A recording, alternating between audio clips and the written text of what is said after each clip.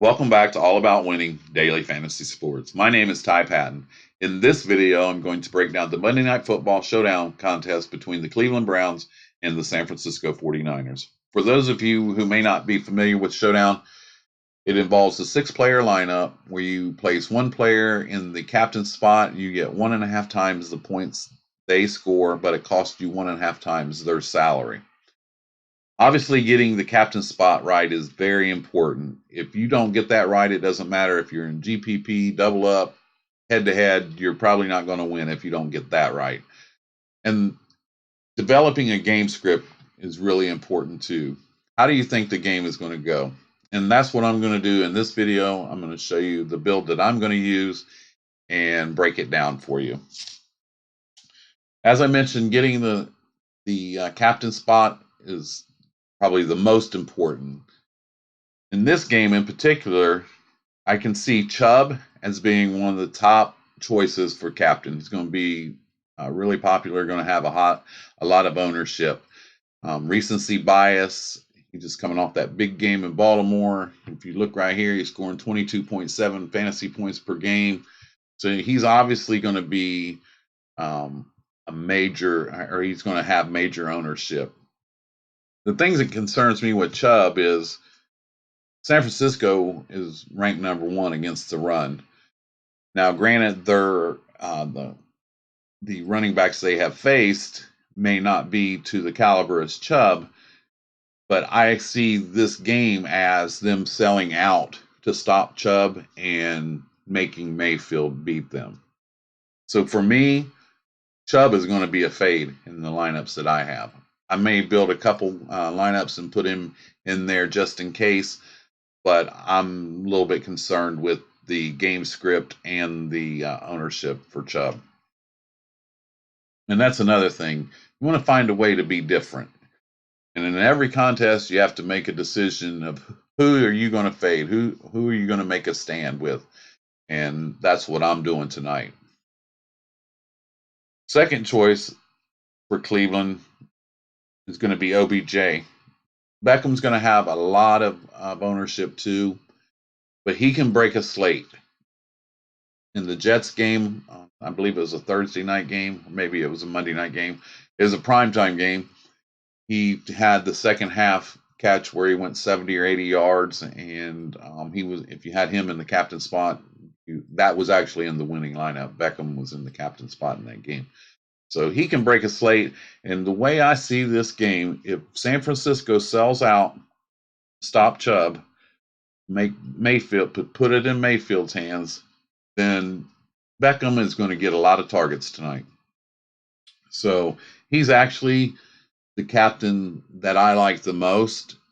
And if you get a good balanced lineup, if you have Beckham in your captain spot, you're going to need Mayfield in the flex spot.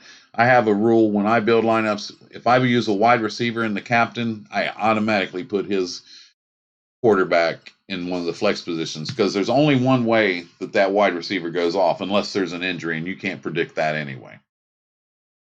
And lastly, for Cleveland, Mayfield, he has thrown for over 325 yards in 2 of the 4 games that he's played so far. And those 2 games were on the road. If they shut down Chubb, Mayfield's going to have to throw the ball. So he is another one to consider. And if you want to pivot off of Chubb or OBJ because of their ownership, I could see him coming in under those 2. For San Francisco, I think Jimmy Garoppolo is a good choice for the captain spot. He's going to face a beat-up Brown secondary. He spreads the ball around a lot. And for me, if I'm going to use the Browns passing game with OBJ in the wide receiver slot, I see using Garoppolo in the captain spot and not necessarily have to focusing on a wide receiver because he spreads the ball around so much. And the running game in San Francisco is a 3 or 4 headed monster that I'm not even going to try to guess who's going to get the majority of the carries. A lot of the carries have been split pretty evenly between 3 of them. And one thing I will say is If I have to pick one of the 49ers running backs, I'm going to probably go all in on Jeff Wilson and hope that they get down close to the goal line because he's getting all the goal line carries.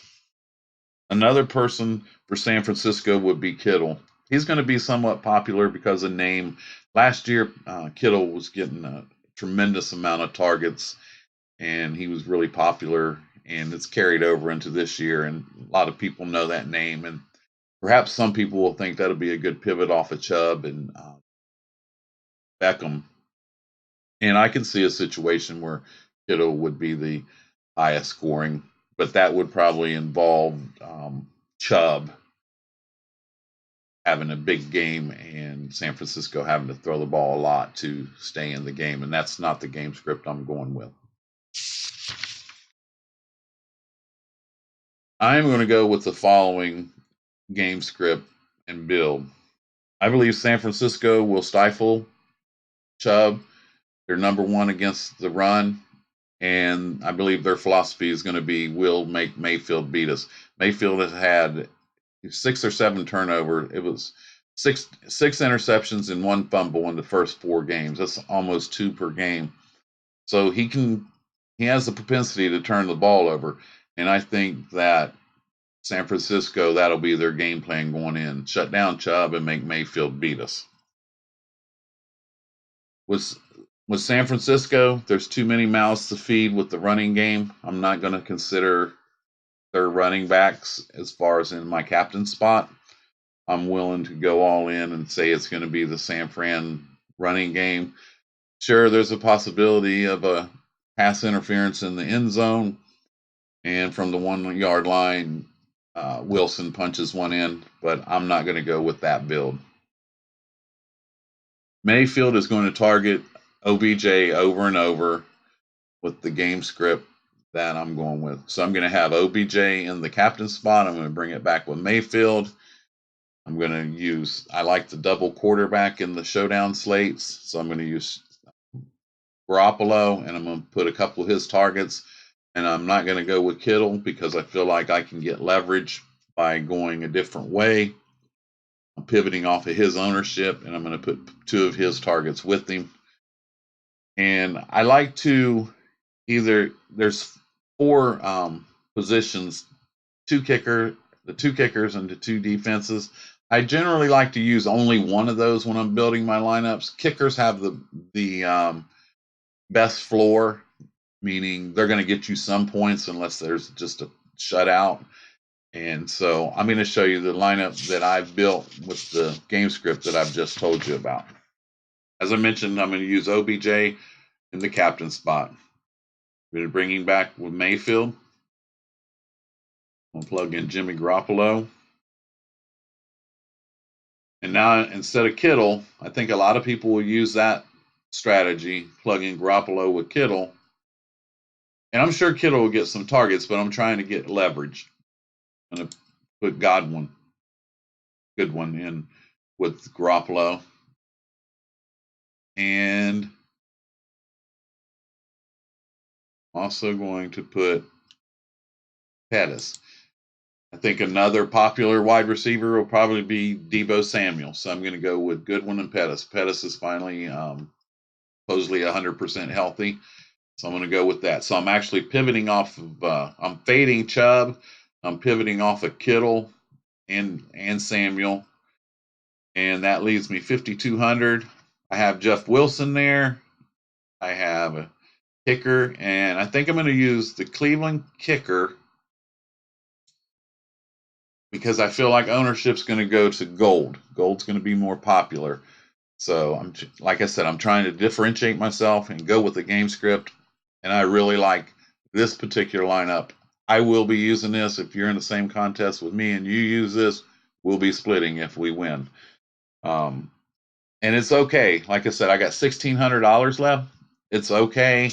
And it's really common when you're building showdown slate or showdown lineups. It's common to leave money on the table. And I'll show you that with some statistics that support that.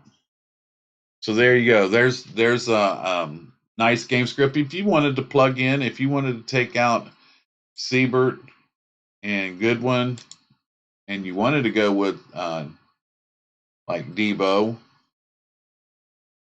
you could do that. It's going to leave you, so go with Samuel and Pettis.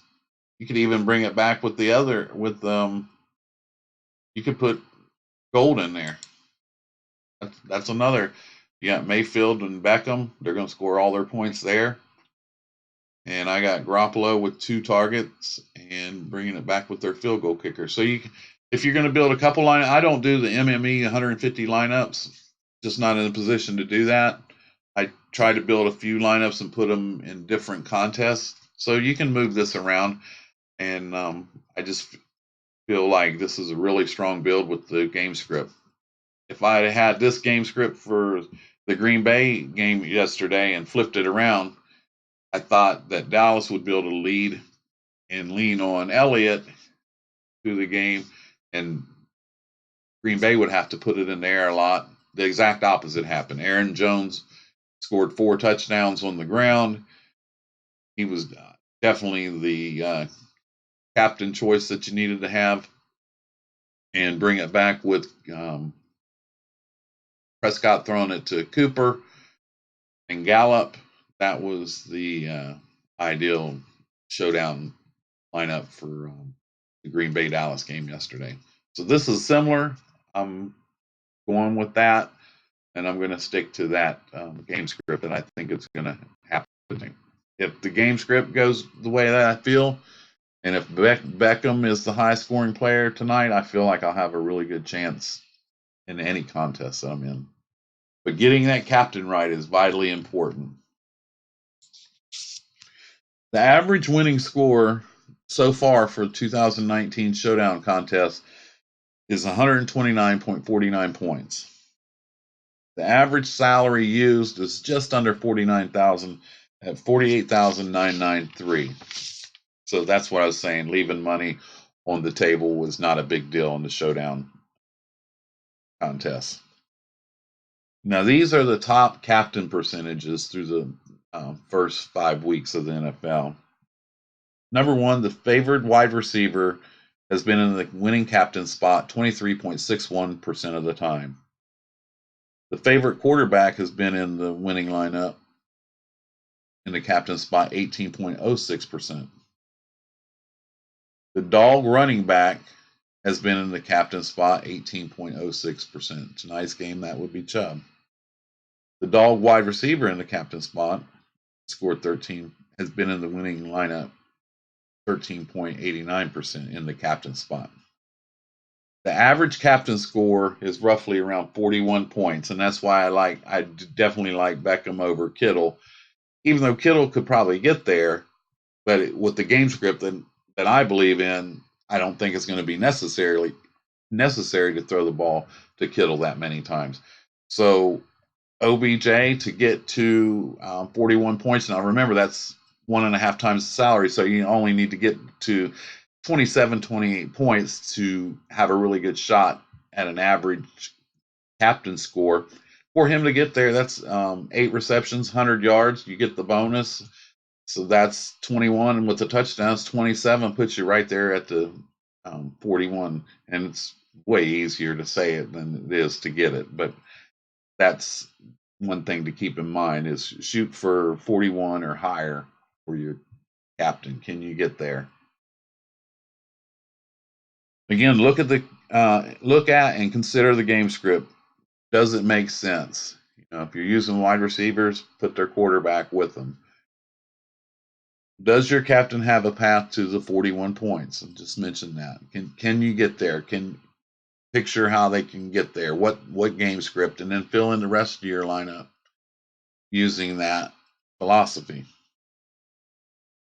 If I also wanted to mention, if you're following the game closely, Draftkings has this thing called Flash Draft.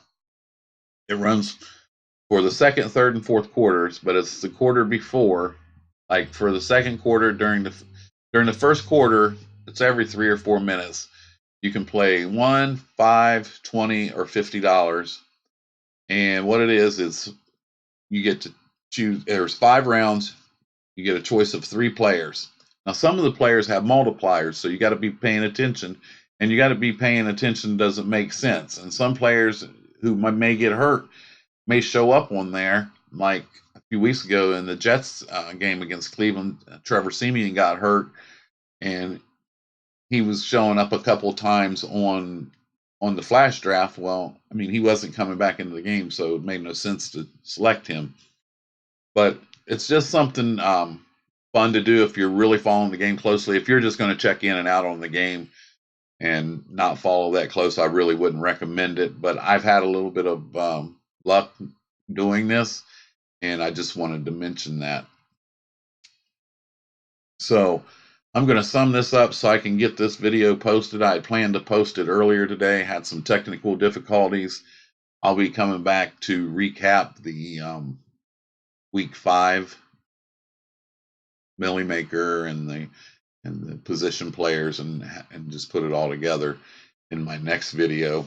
And then on Wednesday, I'll be doing quarterback and running back for week 6. Thursday, I'll be doing wide receiver as well as defensive special team videos. And then Friday, I'll do lineup building, just pushing everything up a day ahead. I'll be out of town this weekend. But if you want to drop comments below, I will answer any questions up until kickoff on Sunday, if anybody has any. And I do appreciate the comments that I've gotten on some of my videos and the encouraging words. Really appreciate it, and I'd like to really grow this channel.